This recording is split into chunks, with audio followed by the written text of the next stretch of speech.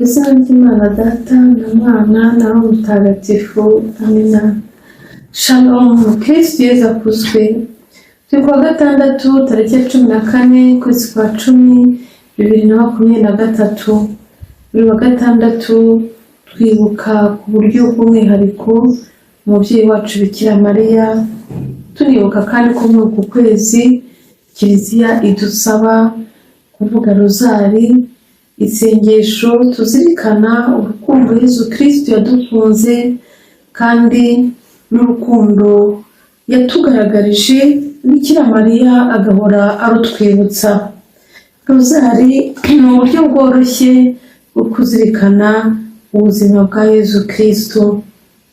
Rero ukwezi kutubere igihe gikomeye cyo kongera kwibuka iryo sengesho benshi bagirira ubute. Turazirikana abatagatifu Kaliste, Fortunata, Celesti na Yusti. Abizihiza abazina babo bifurije umunsi mwiza.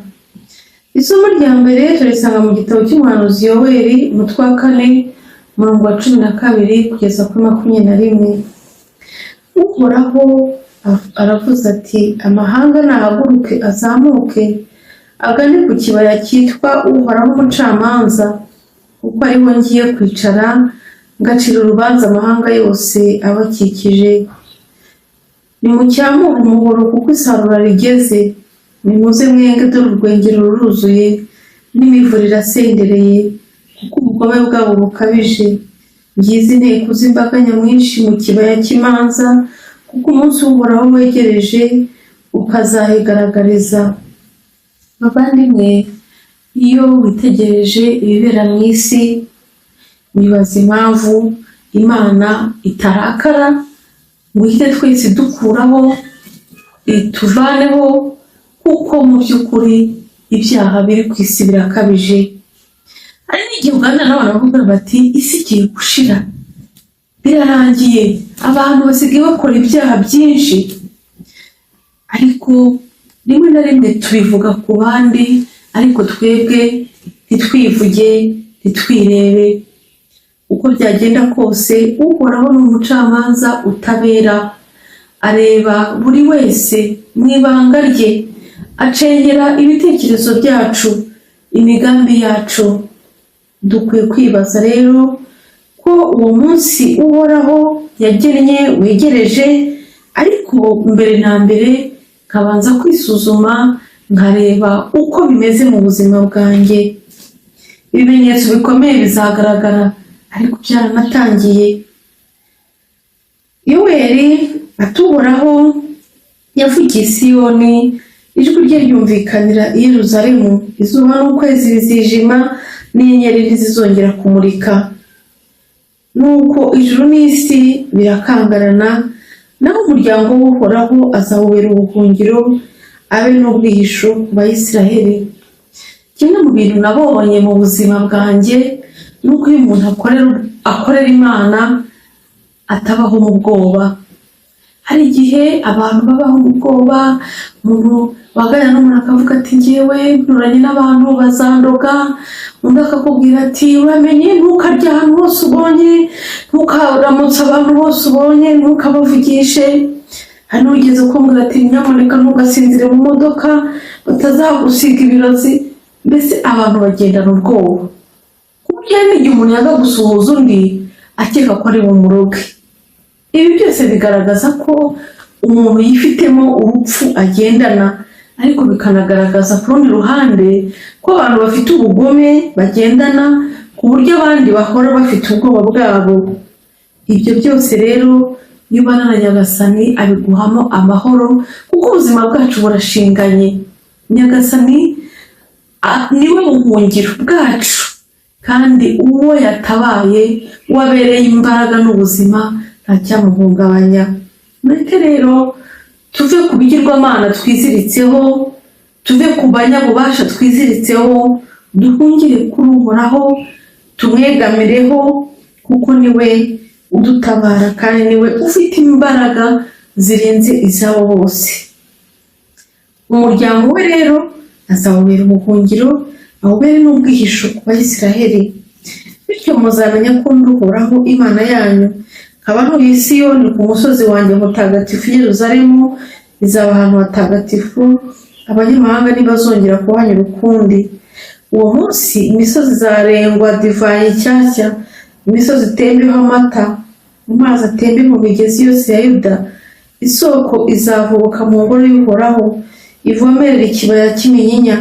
Misiri yo izaba ikidaturwa, na Edomu ihinduka ubutayu, bazize ubugome bagiriye abahungu ba Yuda, kuko bameneye amaraso y'indacumura mu gihugu cyazo.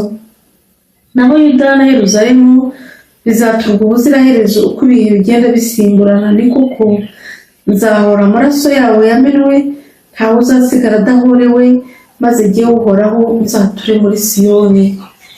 Uhoraho aduteganirije ibyiza.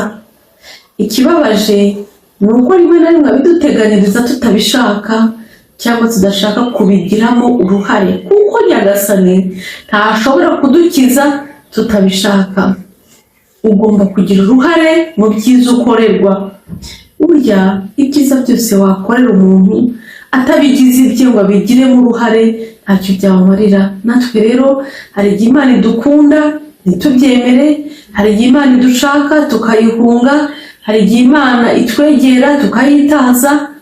Ni ukuri nitutagira uruhare mu guharanira ibyiza Imana yatugeneye tuzabibura kubera ubwende bwacu. Muvandimwe, emera gukundwa n'Imana kandi wemere uharanira ibyiza wagenewe. Turazirikana Zaburi ya 96. Ntungane nimwishimire Uhoraho. Intungane nizo zimenya ibyiza Uhoraho yazigeneye.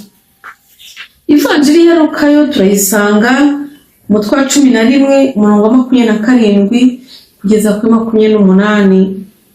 Igihe Yesu yavugaga, umugore arangurura ijwi rwagati mu mbaga aramubwira ati, hahirwa inda yagutwaye n'amabere yakonyeje. Byanze bikunze uyu mugore yaranyuzwe n'urukundo n'ibyiza abona na Yesu, aravuga ati, mama rwose umugore wabyaye uriya muhungu yarahiriwe. Ariko Yesu we atireka da, ahubwo hahirwa bumva ijambo ry'Imana bakarikurikiza. Bavandimwe, twese muri iyi si tugira ishuko cyo kuvuga ngo uriya muntu arakomeye yarahiriwe, uriya muntu afite imodoka nziza yarahiriwe, uriya muntu afite inzu nziza yarahiriwe, uriya muntu afite inoti yarahiriwe. Ariko iyo uganiriye n'abantu bafite ibyo byose utangazwa n'uko hari abarara barira kandi babifite. Hahirwa bumva ijambo ry'Imana bakarikurikiza. Hahirwa bamenye Yesu kuko niwe utanga amahoro nyayo. Hahirwa abamukunda bakamukurikira, bakamutega amatwi, bagakurikiza ijambo rye. Muvandimwe, ntuzibeshye ko ibintu byaguha umunezero, ntuzibeshye ko ubutunzi cyangwa ubutegetsi byaguha umunezero. Buriya ushobora gusanga twebwe abantu bazi Imana turi mu buryohe, tumerewe neza, turi mu munyenga w'ubuzima kurusha abandi bafite aba escort barara badasinziriye. Kubera iki? Bahanga ikibazo byinshi. Ntukitiranye rero biriya bishashagirana n'umunezero w'imbere mu mutima, umunezero utangwa n'Imana.